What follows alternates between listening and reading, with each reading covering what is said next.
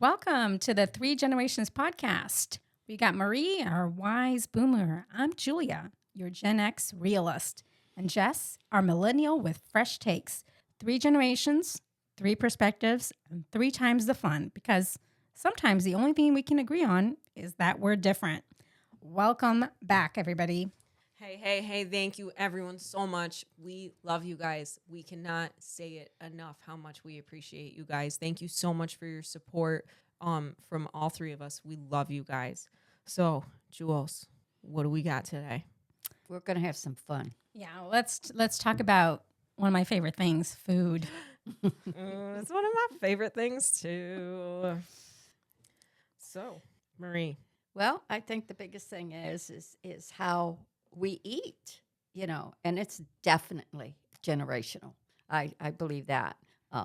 I'm still cooking, I cook dinner every night. Even when all the kids were home, everybody had to be home for dinner and at the table. Yeah, the street lights came on and you had to go home, right? Yeah, Was that a thing? Dinner was at 5:00. If you didn't make dinner, kitchen was closed. There was no coming home and having a snack. Nope, nothing till the You were next probably morning. getting that butt beat too, right? Well, it was, it's your option. These are the rules. And I can remember I had a bay window when 4 of the 5 were living with us, and them running to get to the house in time because they knew that was the rule. We didn't do fast food. That came in when my kids were young. McDonald's was the first one that came in. Before that, we had, oh my gosh, downtown. Do you remember? Well, none of you would remember. Why? I lost my mind there for a second. It was called like White House or something like White that. Castle? White Castle. White Castle, yes. The little mini burgers. Yes, the little mini burgers. But, other than that, then McDonald's came in and it was like, a hamburger for 50 cents, French fries, a quarter, that type of thing. But it was a treat. Mm-hmm. It wasn't something we Daily. did all the time. No, I'm late 70s. My husband's 81 today. Ooh. Shout out, happy birthday, Yeah, Skip. happy birthday. And I still cook. I still bake. Marie still makes dinner at 5:00 every night too. Mm-hmm. Dinner has to be on the table at 5:00 every night, and I'll be on the phone with her, and I'll be like, "Oh, and then this," and she's like, "Jess, I have to go," and I'll be like, oh, "Okay," and then this, and she's like, "Okay, I'm gonna go. I gotta make dinner," and I'll be like, "Okay, bye." And that's the thing we take for granted too, because right now we have so many options. We have you don't even have to go get food. You can just do DoorDash or Uber Eats, and Oh my the food will goodness. come to you. Yes. And you're hungry, and you have a bunch of choices. You don't even have to bother to go to the grocery store. You can get a fast food everywhere, but that's what we forget. It hasn't that's fairly new. I mean, it was coming up in the 60s and the 70s, just the idea of fast food. And like Marie said, it was more of a treat. Now, I can tell you from Brazil perspective, we did get the global organizations like McDonald's in there. So I was aware of McDonald's while I was growing up, but fast food there, at least when I was coming up, it was a treat. It wasn't a convenience like how we go. Typically, if you're going to go to McDonald's, it's because it's convenient. You want to eat. You want to just get something quick. You don't have time to think about it. In Brazil, it was actually not cheap. It was a little bit more expensive, and it was a real treat. So it wasn't like you were going there for the convenience and it cost less and it was available. It was like, I don't know about you guys, but we're gonna have a special night. We're gonna go to McDonald's. It's like, ooh. That's how it was. That's how I was first introduced to it. And when I was coming up also, there was so many, the food was tied to so many cultural significance in at home. The weekly dinners at somebody's house that they're going to make the food and everybody's going to come over. Or in the morning with breakfast, the typical breakfast where, you got the bread from the local bakery.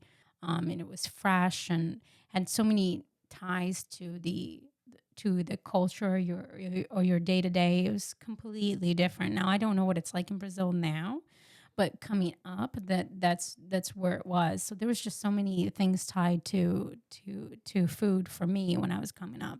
That's really cool. So for me, so growing up, I had a single mom. Shout out, mom. A single mom raising 3 kids. And when I was born, she put herself through nursing school and then became a nurse. And so, she was a working mom. She worked a lot of hours, not saying like, she neglected us or anything, but it was kind of 50-50. I do remember a lot of frozen stuff, cereal, stuff like that, basically stuff that we could make ourselves. And then there were times where she made dinner like every once in a while, but there was also a sprinkle in there of a lot of fast food because it was convenient. You know what I mean? For her, it was easy for her to hit a drive-through, after a really long day of taking care of a patient, but not saying that we had it all the time, but we probably had it maybe like every other week or something like that. It definitely was a treat. And I remember getting the KFC meals. I remember getting that a lot with the chocolate cake ring. Heck yeah. And I would not get KFC today, but I remember being a little kid and being so excited to get those family meals and get some mashed taters with gravy. But yeah, it's so crazy because fast food, like you said with the DoorDash thing, it's so funny because it is easy, it's convenient, and the price that you're paying for that convenience, like I'm not a big fast food person now. I mean, every rare once in a while, I love a Wendy's cheeseburger. I will throw down a Wendy's cheeseburger. They're so good. But it's not something that I'm like, oh my God, I'm going to get a Wendy's cheeseburger once a week. But DoorDash, like you were saying, it's crazy, but it's so expensive too.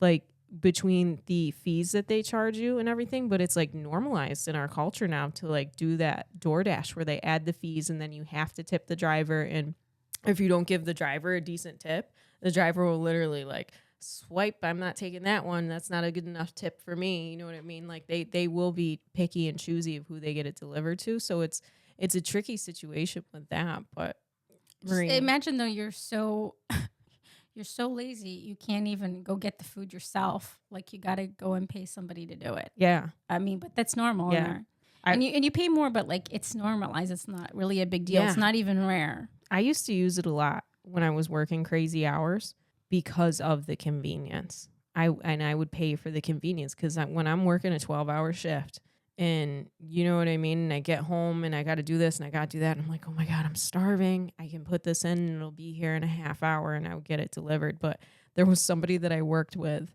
that literally, he was a great dude, and he had a disappointed dad talk with me basically for using DoorDash. And he was like, do you have any idea how much money you waste on DoorDash? Like you order a pizza, you could buy 10 pizzas with that one order that you did. And I was I could say the same thing for a lot of things. Like, that's true. Like paying $5 for a cup of coffee. And then at the end, and you do that frequently enough and you don't know where your money went.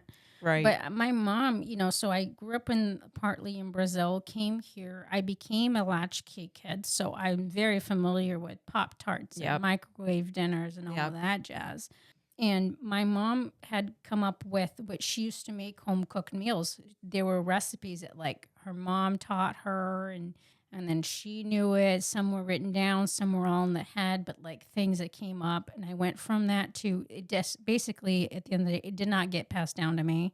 And then I had this whole different experience that was quite, from what I'm saying is from what I had earlier in my life and then my mom had, which was like, you make it, you got to make your own food and you're just a kid. And so Pop-Tarts and all that. So I'm not thinking about this food is not organic or processed and all that. And now at the age that I'm in and just the time that it's in, now I'm having those thoughts about like what food is best. And oh my God, I can't believe the amount of processed food that I had, especially since that wasn't always what I was accustomed to. I was accustomed to home cooked meals where most things were not processed food, but it was so normalized for a time, and I don't know what happened there, but what I think the reality of all that is how quick it is that you can like lose a generational value of Sunday dinners or creating food or a family recipe or just having a value that you're gonna eat quality food, Yeah. or you're going to invest the time in Yeah. going to the store or preparing that versus something that comes prepackaged with additives and all of that. Like that was lost in a blink of an eye for me, but it was really easy. But it had gone on for years and years, and I don't even know how it happened. Obviously, I'm just a kid, but Right. it's really easy to lose that. 100. So I also ate a ton of processed food, like Spam, and I still love Spam. I'm sorry, I love it. Sorry, You I just slice threw up it in my mouth thin. for a little bit. Listen, you slice it thin, and then you put it in a frying pan. You cook it on medium heat so the outside's like all crunchy. Oh my God, it's so good. Like I could eat anything, and I was raised on all that stuff. You know what I mean? Like my dad, when he would come home from work from being out of town, because he was a blue collar, heavy equipment operator. He traveled all over the country, and when he would come home, he'd be like, "I got Spam and eggs this morning." I'd be like, "Yes," you know. What I You had mean? any idea of what was in Spam? Oh my Lord! It's spiced ham. That's what it stands for. Oh yeah, sure. Yeah, But- keep believing that. But Yep. now, You know all those grind up hooves and Yeah. ears and snouts. what do you think's in and- hot dogs? Oh yeah, not as Yeah. bad. Not as bad. Depends as on Spam. what hot dog you Spam get. is even the leftovers of what didn't get in the hot dogs. Okay, take it So- from me. Worked in a meat room. Yeah. So, but with Disgusting. that, so I ate a ton of processed food growing up as a kid, just because it was easy, just like you said, Jules, like a lot of processed food, frozen food, you know what I mean? Because it was easy. And then I moved out, when I was 17, and I lived on my own, and processed food was cheap. And I had to make decisions like, okay, I'm behind on my national grid bill. I've got this much money. Do I want to get real groceries, or am I getting ramen noodles and peanut butter and jelly sandwiches this week? So it was like decisions like that I had to make. And then when I moved in with my husband, now my husband was raised in a very traditional family. His mom made dinner, dad made dinner. Mom or dad made dinner all the time, I think. And so they had family dinners almost every night. And when I moved in with my husband, having meals together was very important to him. And to me, it wasn't as important because I was like, I need to eat, and I need to eat right now. And Marie always jokes around with me, and she says I always eat like somebody's going to take it away from me. So it's like, I inhale my food, right? So to him, he's like, I want to sit down and have dinner together. That's very important to me. So that's something that I had to change my lifestyle. And to a lot of people, it's like, well, that's simple. But when you're throwing down hours and you get home and you're like, I need to eat something right now and I need to go to bed, versus my husband being like, no, I'm going to make dinner and we're going to sit down and have a meal together. And I got to tell you, I love it. It was an adjustment for me because I was kind of a spoiled brat about it, where I was like, no, I'm hungry and I'm going to eat right now. Look, here's a box of Cheez-Its. Like, you know what I mean? And I love it though, because first off, you're getting a way better meal, right? Because that's another thing, like you were saying earlier with the processed foods, it's definitely had an effect on my body. And now I look at stuff like getting organic, looking at the preservatives, looking at how much sugar is and stuff, and trying to eat better to kind of heal the damage that was done to processed foods to like my digestive system over my life. But I can't tell you how precious those moments are to me, sitting down at a table with no distractions and just having a meal together are. Well, when someone's made the food, that's an act of love too. Like they took the time. It is. It's a service. It's really great. Yeah. Let me ask you a question, Jess. When you have those sit down meals, are phones allowed on the table? Nope. Yeah. We never that's talk something. about it, but we've never had our phones on the table when we That's have dinner. good. That's good. Like You're- the phone will ring and I'll answer it. Like if it's something important, I'm like, okay, that's not a normal phone call. You know what I mean? But if it's like my dad who calls me 15 times a day to like tell me the sky is blue or something like that, you know what I mean? Like I'll be like, I'll catch that one later. You know what I mean? But yeah, we'll sit there and we have conversation. We talk about how each of our days are. And it's because I'm the type of person that's like, go, go, go, go, go, go, go. And I'm like flying by the seat of my pants, and he's not. He's very organized. Everything needs to be planned out. I need plan A, B, C, and D. So when we sit down and have that dinner and I don't have any distractions, and it's just a beautiful moment between each other, as simple as it sounds, just having dinner with each other, having that quality time and having conversation, talking about our days, laughing together, before we get up and go back to all the distractions. It's something that's very precious to me now. Yeah. Well, that's where mine came from, with my own living with my grandmother and stuff, And that's so funny that you asked that, Jules, because even back then, if that phone rang during dinner, it means something was wrong because nobody in that generation called anybody else at dinner time. They just didn't unless there was a situation. I hold that still today, which made the kids crazy. And I said it to my son. I was like, you're on your phone. Go home. You want to be on your phone? Go home. But when you're here, you park your phone at the table. Like I have a table when you come in, Yeah. Yep. And so, but that's usually where I put my phone when I go in your house. Usually about, I would say maybe 10 years or so ago, we stopped having the Sunday dinners. And it, like you said, it just like happened. Oh, slowly. that's sad. Slowly. Yeah, it's sad because it was time when we got together as a family. What's going on in your life, you know? Yeah. And it's so funny. Even when my kids were in school and stuff, I had the same rule. But it's so funny when you get in conversation at the table, what comes out. Even kids, where you'd say normally, how was school today? Yeah, fine. But you're sitting at the table and you're eating dinner and conversation starts, all that little stuff comes out. Yeah. And, as a mom, I loved it because that's how you got all your information, whether the kids realized it or not. Because they just opened up without thinking because you were in conversation. And so I just got my husband back into that routine because he was so sick and he was taking his meals in his room. And once he was up and mobile, I'm like, no, come to the table. Yeah. No, he's not there every night. Depends on how he feels or whatever. Mm-hmm. But even then, like last night, he said to me, do you mind if I take this into my room? He won't do it without asking because he knows how I feel. Yeah. That's like you say, Jess, that's personal time. Yeah. And I think when all this fast food and stuff came in, I think families lost that. Ooh, that's a good observation. Yeah, you've got 4 kids. Everybody's on a different sport. Yeah. You're coming home from work. You're running your kids here, so you stop quick for, And I think they lost that family unit. Yeah.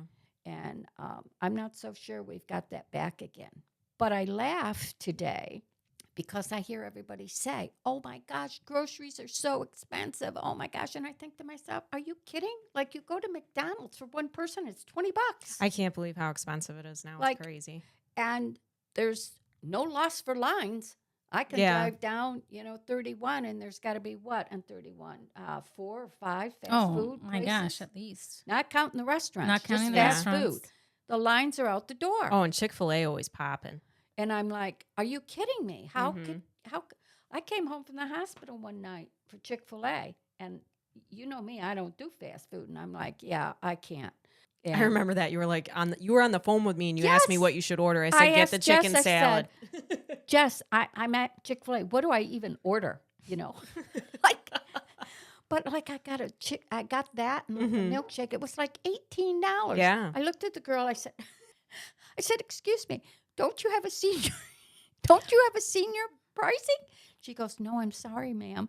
I was like, $18. What I could make for $18. Yeah, I know. But I laughed to myself because I think to myself, oh my gosh, you people, you are making me crazy. Yeah. Speaking about grocery prices, but yet you'll spend a ton of money. I know from a fact. Yeah. When you and I have been at a Reach building, getting ready for stuff, and you ordered DoorDash, I know, and we don't get anything like crazy. No. I know it's a $50 bill for you, I know that. Well, and I think to myself, bless her heart.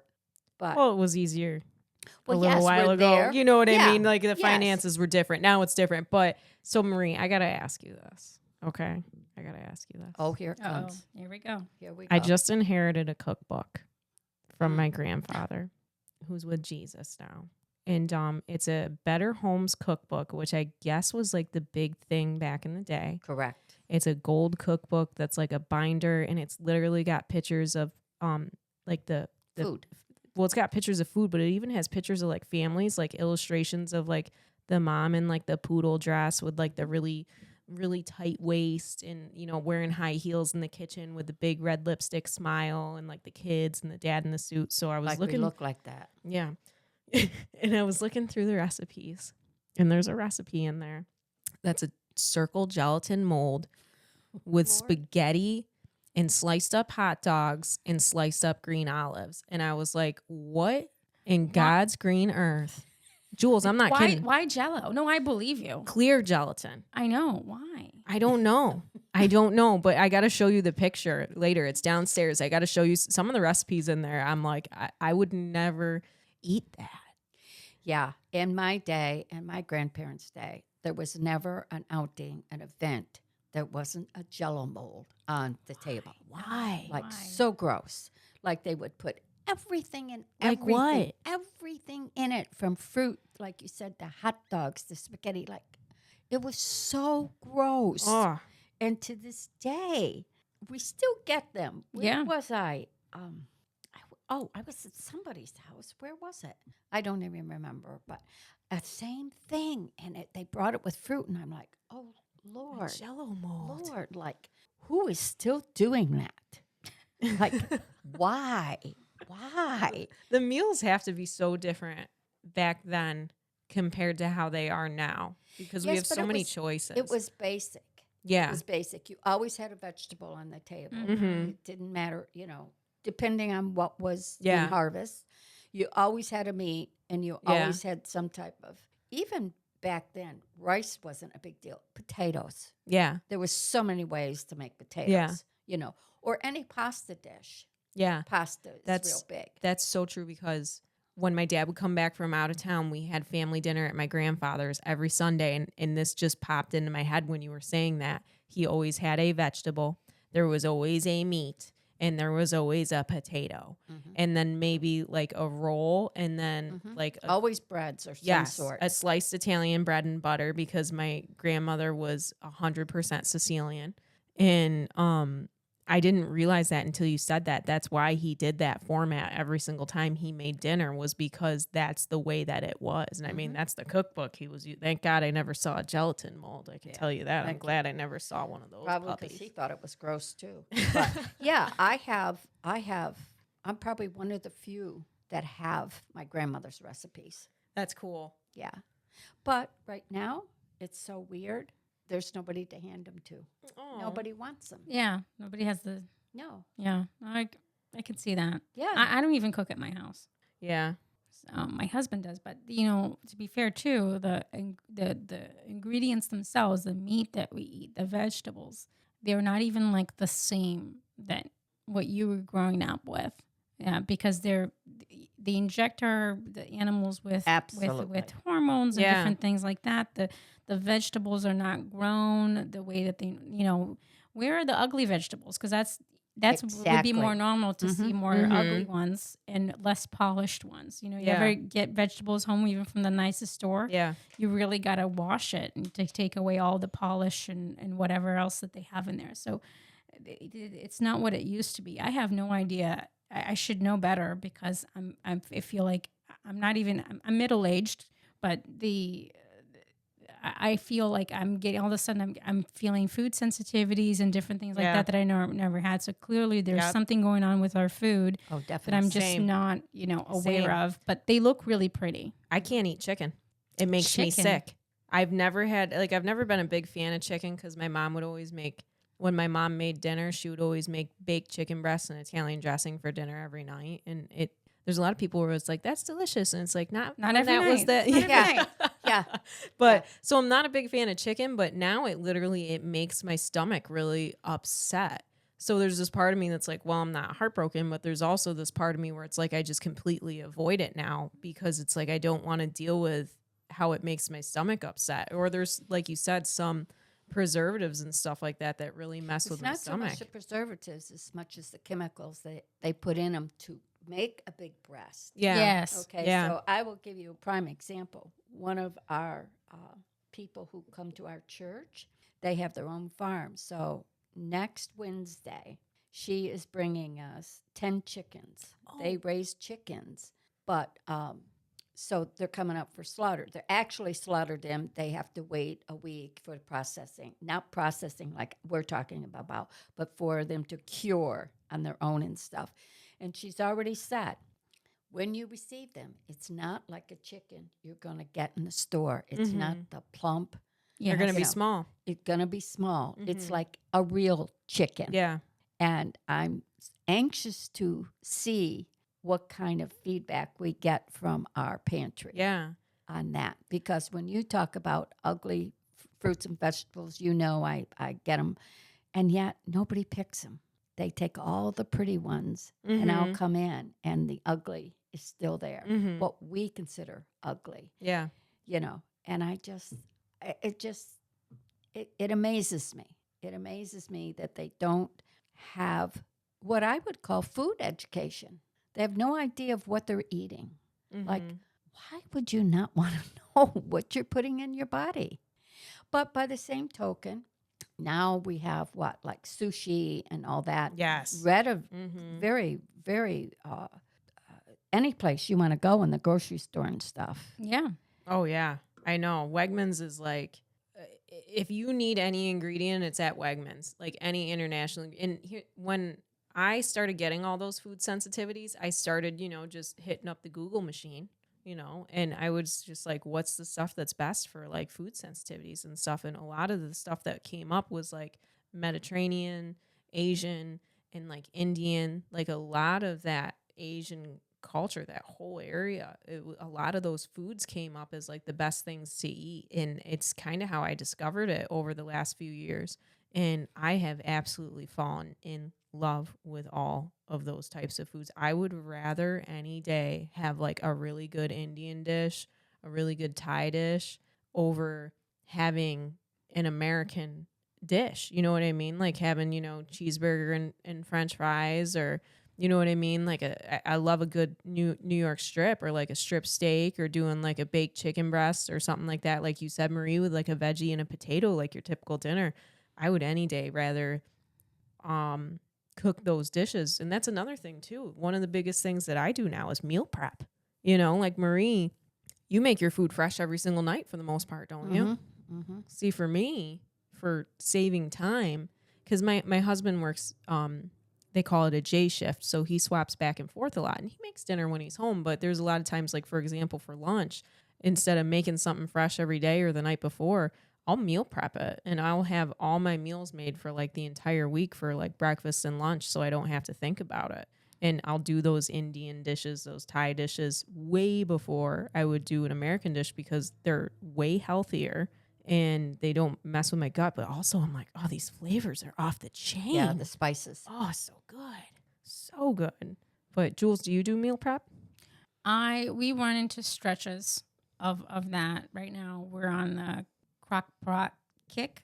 Oh, so yeah. on Sunday, we just prepared that. We cut everything up, put it in the baggies, in the gallon freezer bag, put it all in the freezer night before, pull one out, dump that in the crock pot. We're working all day. When we come home, dinner's done. That's such a good idea. Yeah. So, but we'll see how long that lasts. We go through stretches of different things like that. Keeping it fresh. No, of like how we're gonna eat What's for convenient. a little bit. Yeah, Yeah, that's what I mean. But like you said, it's what's working right now. But it's what's working, Yeah. but it tends to work because I feel like I can carve out a couple of hours. It doesn't take that long, but I'm talking about like even like shopping for it and all that, coming back, Yeah. cutting it up Yes, on it is on time one consuming. day, and then just having that kind of so you bridging kind of that are gap. meal prepping. Yeah, I mean, Yeah. I'm not. Yes, I mean, I'm actually. My husband's the one that has the hand on this, and he just a recipe, and I'm just a sous chef, yes sir, and I come cutting the things up. At the end of the day, I don't want to be hangry. Yeah. I'm the same way. I am the same. I came home from work yesterday. I was starving. I forgot to pack a lunch. So I got somebody went to Dunkin' Donuts to get coffee, and I got 2 wake up wraps because they were buy one, get one free. And I was driving home, and I called Keith because he was home. Buy one, get one free. Yeah, girl. I saved $2 holla.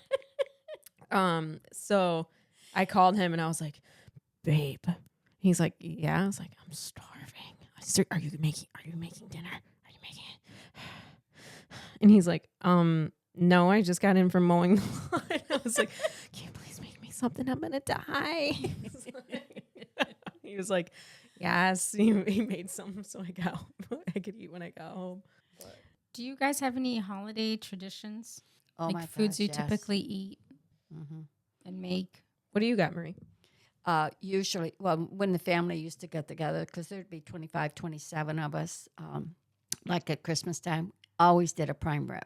Always did a prime rib. Yeah, that's still very common. Yeah. Easter time, no matter if a ham, yes, but always with my mother, leg of lamb. Always. She loved lamb. And of course, Thanksgiving, always turkey. Lent, we would do the pasta, all the fish, all the different kinds of fish. Your mom was Italian. You know, no, my mom was Was full-blooded she Irish. It was yeah, your dad. full-blooded Okay, Irish, so yes. that's surprising to me because that's actually like a big Italian Yes, tradition. yes, it is. But it just happened, and, Yeah. you know, once she had lived it, then it proceeded. Yeah, that makes sense. Yeah, and we did that right up until probably, I don't know, maybe 10, 15 years ago. Yeah. My mom's been gone now 13 years. Wow. 13 years.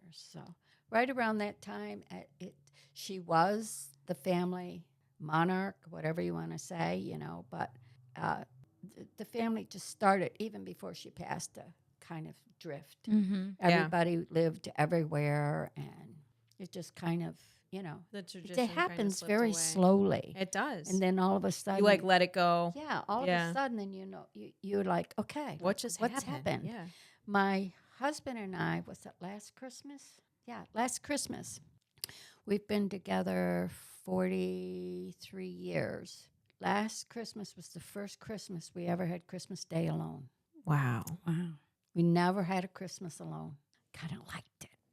Oh yeah. Oh yeah, dude. I gotta be. I made a lobster tail for myself and a nice, filet mignon for him. We had our dinner. It was quiet, Mhm. Drama free. no drama. Yeah.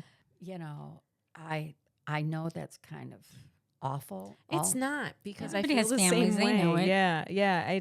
I gotta be honest, and it's like I said, I'm so busy all the time. Well, I'm not anymore, but up until about a month ago. But I had to have a couple where I was really sick. There was a couple of Christmases where Keith wasn't sure if he had COVID or not, so we didn't go anywhere because there was people that would have went to my mom's Christmas party that it would have been in danger because of their immune system. Mhm, You know what I mhm, mean? So I'm yes. like, I don't want to risk that. You know what I mean? So because I was like, well, if he thinks he's got it, Yeah. you know. So we stayed home, and then there was another time where I was passing a kidney stone, and I stayed home, and it was just me and him, and I loved it because it was more precious and it was more intimate instead of, okay, the whole family's got to get together and we got to do this because it's what we do every year, point blank period. And it was just more beautiful. But for traditional meals growing up, we had most of the holidays at my grandfather and my grandmother's house, and my grandfather made the same dishes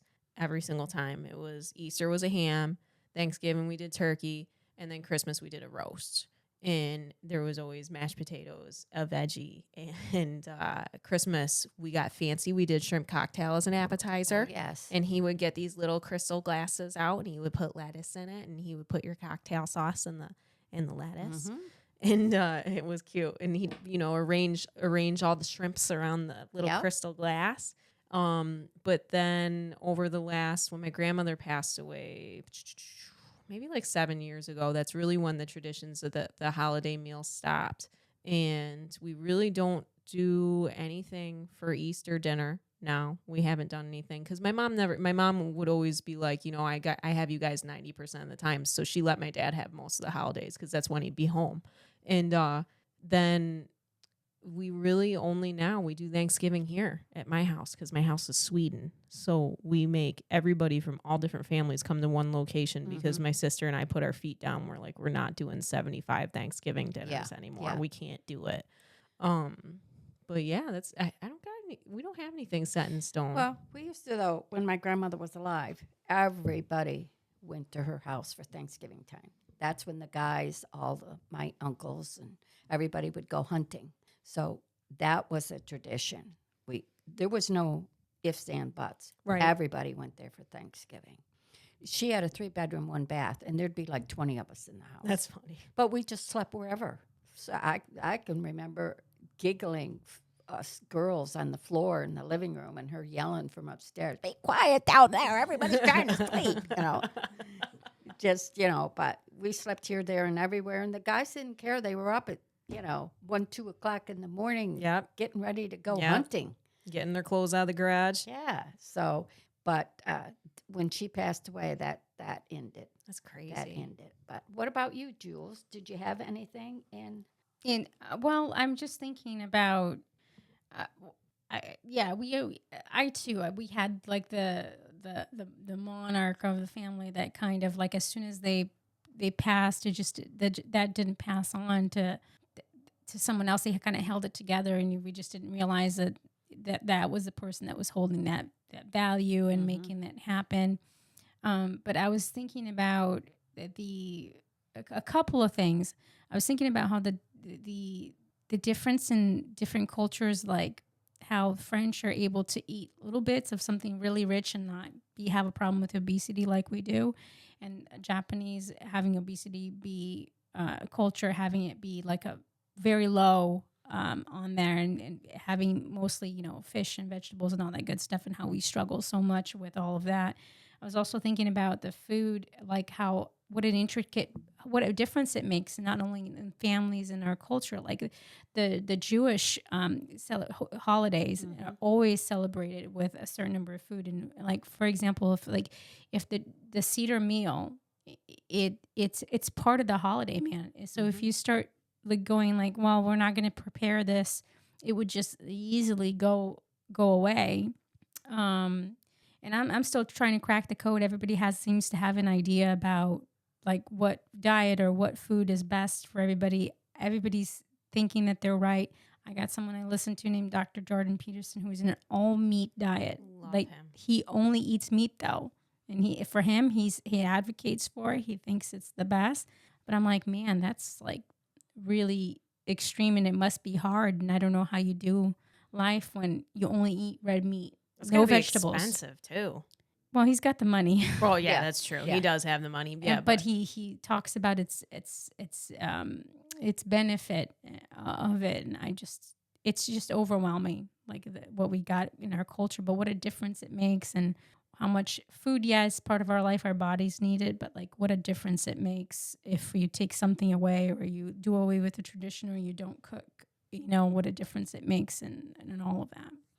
I think the biggest thing, Jules, is what you're talking about, especially with diets and stuff, is it's moderation. Yeah. It's not, I think you can eat just about anything if it's in moderation. Whether it's fast food or home cooking or, meat, vegetable, fish, I think that's the biggest thing. First of all, we think as Americans, which most cultures don't, we have to fill our plate like, mountain And you have high. to finish it. And you have to finish it. Yes. Where you talk about the French, the Japanese, even the Italians, they eat in moderation. Like, well, you wouldn't know, but even when I go to Italy, like for dinner, you're talking like 2 hours, sometimes 3. Yeah. Well, isn't pasta, for example, they're more like a side dish instead of like the main meal? Yes. And when I say a dish of pasta, you could probably hold it in your hand. Yeah. It's not like we eat spaghetti, like we pile it on and then we got the sauce and the meatball, They don't eat that way. No. And they take time in between and sometimes cleans their palate, and then they go on to the next thing. So a meal. I would love to adopt that culture. Yeah. I mean, you're talking a couple hours. Japanese, look at what they eat, but they eat little. Yeah. They're what they consume, even if there's 4 or 5 things on the table, is just a little bit of everything. Yeah. And it's small dishes of everything that they all share. And it's like a family style dinner where they put little dishes of everything, and then everybody kind of picks out what they want out of it. Yeah. So, I mean, I think that's our biggest problem in America. We're gluttons. Yeah. First of all, we eat more than we need. That's number one. Yeah. But we want it fast. Yes. Mm-hmm. Want it like right now. Well, I feel like that's part of our go culture. You know what I mean? Versus everywhere else. I read somewhere, I was reading, somebody was saying something. They're from Italy, And they were like, I can always tell an American because they're always like in such a rush to get somewhere. Like here we get a coffee, we sit down, we savor it. We don't have to go cups. Like the restaurants, they serve them in like little cappuccino cups for breakfast, and they sit down and they'll have a little sweet with their coffee, and they'll sit there and they'll talk and they'll this and that. And they say American will come in and be like, I need like a triple shot, this, and that, and shaken, not stirred, and then they're like, okay, I need it to go. And they're like, why? And they're like, American, you know, because everywhere else, nobody's in such a rush to get somewhere. To get nowhere. Ooh, I like that. Is there I got a question for you, Marie. Is there like a dish or a tradition or a value surrounding food that you hope would not pass away, I guess? Like Yes. with you? Like, you know what I'm saying? Like if you're not here to perpetuate it. Yes. To me, because it's the love of my life, is baking. To me, like you spoke about it before, that's my love appreciation. If I give somebody a baked good that I've made, does it always turn out? No. Like, okay, I brought, a spice muffin today. The cream cheese should be the frosting should be thicker. And it probably still tastes amazing. But, If it's still there. Because we have, you're right. we I have left it Keith downstairs with Keith. And But that's the thing. To me, I know there's great store-bought stuff out there. But when you take your time to make something for someone else to enjoy. well, it tastes different too. Well, yeah, it's Yeah. I'd like to say there's no preservatives, but we know that's not true because there's preservatives I gotta in all tell of our you, food. there's times where we plan on me going to your house, and there's been times where I've walked in, you're like, hey, I made lemon bars. They're not good. I think they came out weird. You can eat it if you want to. And I'm like, lemon bars, yes. Like that's lemon anything. I'm so there. And lemon bars is one of my favorite desserts. I'm not as much of a dessert person as I am a savory person. But when I walk in, she's like, well, there's lemon bars. I'll give you a prime example. Your husband made a notation the other day when we were in the coffee shop. He said, one of my favorite things, and it clicks with me right away, is key lime pie. Oh, yes. That's Keith's too. Really? Oh, interesting. When we went to Florida, he was like, I'm going to get key lime pie So, every night. He looks for it. I just spent an hour juicing key limes. Oh, my gosh. Yeah. They're about this big. Right? Yeah. And so my goal, because her husband, no matter when I call him, he always returns my calls. He always tries to take care of anything I ask. He's of him. amazing. He is. He's getting a key lime pie. Oh. And so I have that, and I'm going to try to make it this afternoon. It's been a long time since I've made it. Aww. And so if I get it made, then I'll bring it to church for you to give to him and stuff. Yeah. But I thought, no. And as soon as somebody says something like that, I just like, I can do that. Yeah. I hope that art isn't lost because I know everything is so convenient today and that type of thing. Speaking of Chris, I feel like he kind of feels the same way too from the experience. Jules invited Keith and I over for dinner to hang out with her. That man can cook some odd stuff. But he's an adventurous eater, yes. But he made the most amazing meal, and Keith was like so impressed. Like, I can't believe that, like, that they did. You know what I mean? And I was like, I can't believe that they did that for us. Because it's one of those things where it's like, you guys really took the time to really put so much thought into our visit, and it was like, it's one of those things where it wasn't just like a, hey, show up, BYOB, you know what I mean? Like, it was like the amount of thought and gesture that you guys put into that visit for us to come over. And even like when Chris is telling us what he made, it was like, I almost felt like I was at a fancy restaurant when like the chef comes over and he's like, I have here a reduction of this, and that with a truffle of this and that. And this was sauteed, and and I was just like, dude, you are on point. Like, he put so much care into it, and you could tell that he really put so much like love into it.